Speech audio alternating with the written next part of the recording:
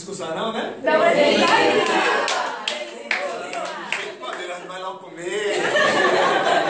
E obrigado. Não vou falar nada não. Mas não vai ter mais aula não. A gente quer ouvir o senhor. Não, quero não. E aí, Kelson?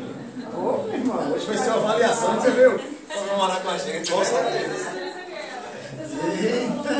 Parabéns, galerinha. Você já estava desconfiando? Não, tava com raiva ali.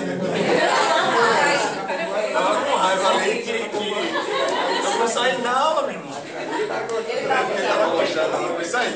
Hey man, I need to shake your hand. There you go. Happy birthday, bro. Não fica olhando pra mim não, pode ir. A gente quer ouvir o senhor. Mas pode rolar uma foto oficial, né? Vamos bater a foto, vamos? Obrigado, gente. Vai ser desconfio. Não sabia o que era. Já achei e uma meia... Mas você ficou chateado, porque ninguém te deu parabéns. Eu acho que uma pessoa deu. Você, meu Deus. Não é pra ter dado, não? Deixa esse triste, não. Obrigado. Vamos pra lá, vamos. Me ajuda, Deus. Você que é o cara que... E não vai ter mais aula, não, porque eu tô cansado de inglês hoje. Só quero escutar hoje, só... Thank you.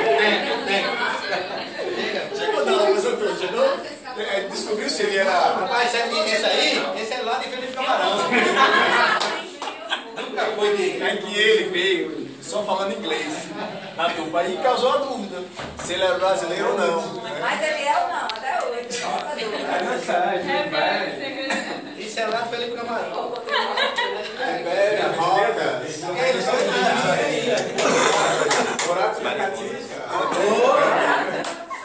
Boa. E vamos servir, vamos. A foto não?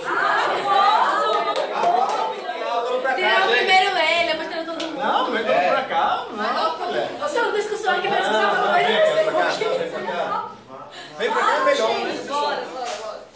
Rapaz, lá no dia da foto, a filha foi me picar. Tem que dar de pertinho.